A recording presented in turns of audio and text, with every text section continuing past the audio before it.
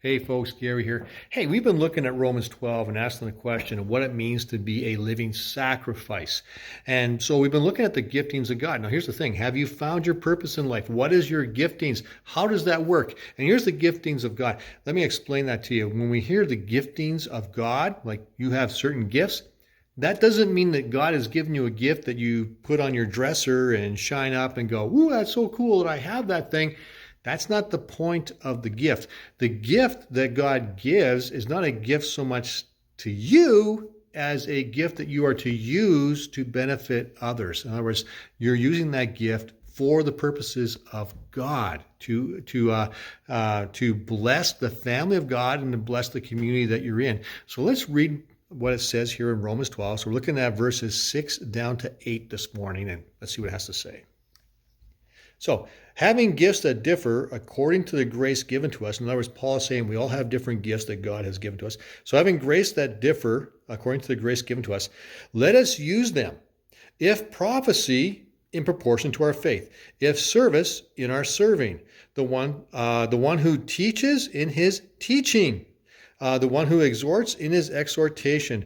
The one who contributes, in generosity.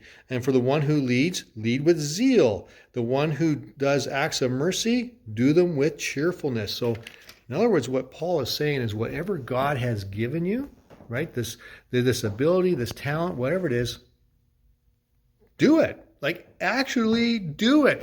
And do it with everything you have in you. If God's given you the gift of teaching, then really press into that and teach people and teach them well and teach them really good things. If it's leadership, lead well. How do you do that? As a servant leader, don't yell and do all that kind of stuff, but have something that actually moves people from here to here in a way that they want to go there. So there's all sorts of giftings that God has given us, and you can find those in the Bible. But whatever that is, whatever God has you doing today, right now, do it with everything you got in you, right? Don't just let it sit on a shelf and say, man, I'm so glad I got that gift. Well, it doesn't do anything sitting there.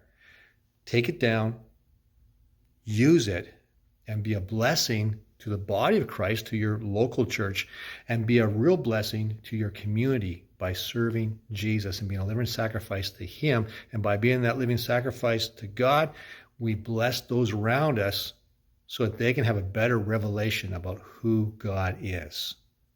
And that's always a good thing.